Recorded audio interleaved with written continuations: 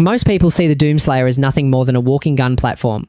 Shotgun, rocket launcher, chainsaw, rip and tear, end of story.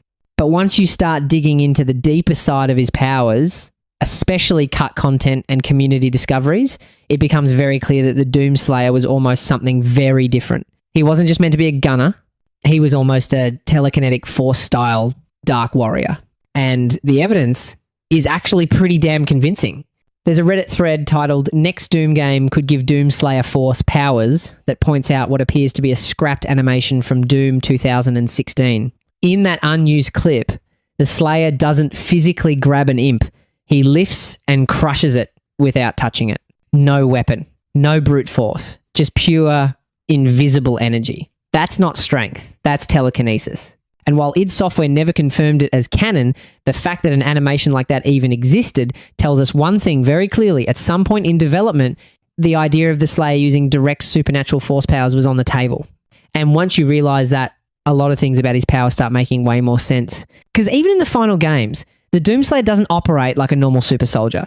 He doesn't heal with medical gear. He doesn't recharge through tech stations. He absorbs energy directly from enemies. Health, armor, ammo, all of it materializes instantly from the bodies of demons. That isn't technology. That's energy siphoning. That's the exact same mechanic you see in psychic or magical characters across science fiction and fantasy.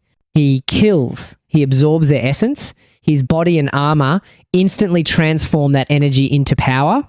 That is not a marine skill set. That is a psionic or magical conduit. And if you treat his strength as telekinetic instead of purely muscular, a lot of contradictions suddenly disappear. There are moments where he rips titans apart like they're nothing.